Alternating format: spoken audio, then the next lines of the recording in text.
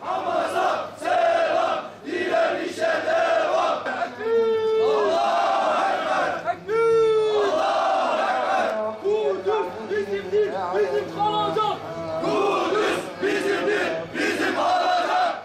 Kudüs bizimdir, bizim kalacak. Ya, tamamen ortalığı karıştırmak üzere geldi. Ortalığı tamamen karma karışık etti. Seni döveceğim falan dedi. Milleti kızıştırdı. Ummadık yerleri destekledi. Amaç fitne. Amaç orada Büyük İsrail'in kurulması.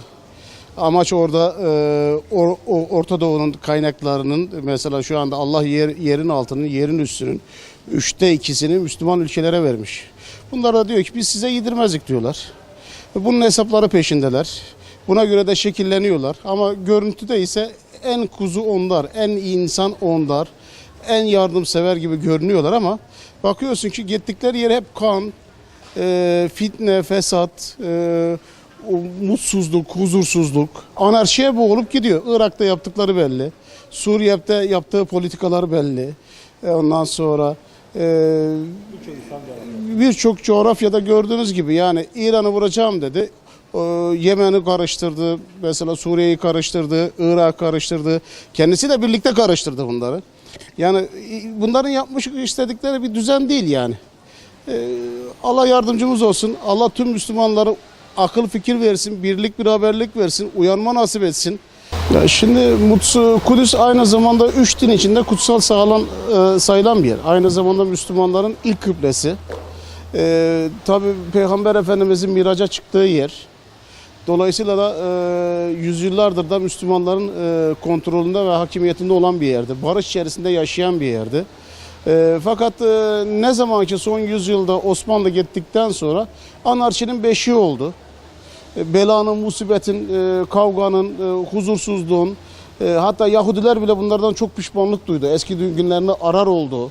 Hristiyanlar eski günlerini arar olduklarını çok defa zikretmişler yani orada yaşayan insanlar. Ya şimdi mukaddesatlarından taviz verirsen yarın bir gün sahip çıkabileceğin hiçbir mukaddesin kalmaz. Ne aile kavramın kalır, ne bir millet kavramın kalır, ne dini, örfü, adetin hiçbir şeyin kalmaz.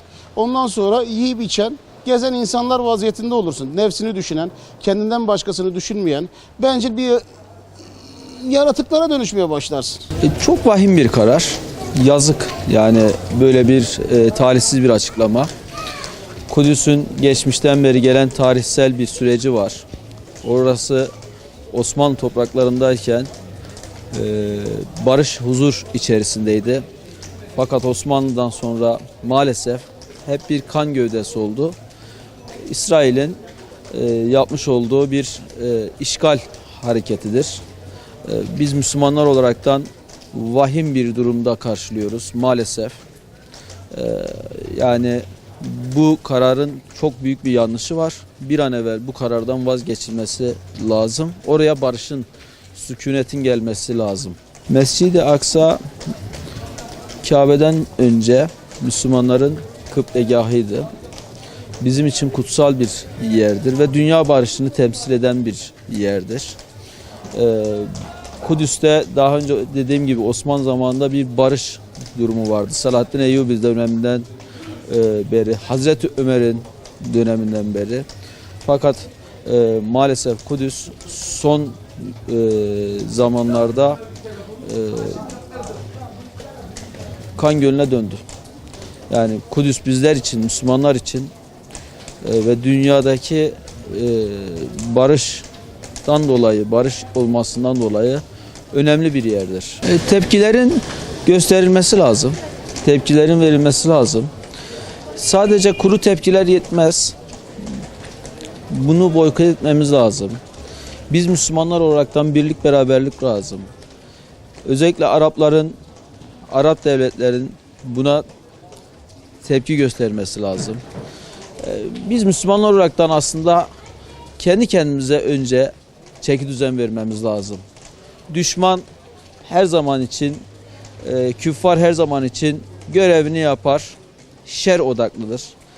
Bizler Müslüman olaraktan bilim, teknikte, her şeyde önde olmamız lazım. Kendimize çeki düzen vermemiz lazım. Ondan sonra da Allah'a tevekkül etmemiz lazım. Amerika'nın aldığı bu karar hakkında biz Müslümanlar olarak böyle bir karar olamaz. Yani tek taraflı bir anlaşma olamaz ve Kudüs Müslümanların kıble, yani Mekke'den önceki, Kabe'den önceki kıblesidir. Yani biz bütün Müslümanlar olarak bizim için Kâbetullah neyse Kudüs'te aynı sıradadır. Yani biz bunu Müslüman olarak kabul etmemizin imkanı yok ama insanlar şu anda sadece Türkiye dışında başka bir bu konuda tepki gösteren İslam dünyasında bir ülke yoktur. Zaten en büyük yandaşları da Suudi Arabistan, Bahreyn, yani Birleşik Arap Emirlikleri, bunlar hep böyle yani İsrail'e, Amerika'ya uşaklık eden insanlar yani bunlar.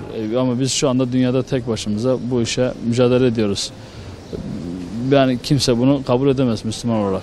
Tepkimizi nasıl göstermeliyiz derken biz şimdi bu işe tepki olarak belki barışçıl konuda bir protesto yapabiliriz ama yani bizim burada protesto yapmamızın oradaki bir kararları pek etkileyeceğini ben zannetmiyorum ama biz Müslümanlar olarak eğer bir şeye elinle müdahale edemiyorsan, dilinle müdahale edemiyorsan kalben, ama biz Yüce Allah'a havale ediyoruz. İnşallah bizim elimizden gelen halk olarak, bir Müslüman olarak dua etmektir.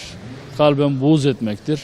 Devletimiz olarak belki devlet konusunda politika nezdinde girişimler yapabilir ama bizim öyle bir imkanımız yok. Ama biz devletimizi sonuna kadar bu konuda destekliyoruz. Yani gidilecekse gideriz, ne gerekiyorsa yaparız. Yani bu konuda bir gerçekten İslamiyet'e inanan bir insan için bir insanın canı nedir? Yani Allah yolunda yeri geldiği zaman şehit olabilmektir. Amerika'nın almış olduğu karar bizim ülkemiz açısından kabullenebileceğimiz bir şey değil.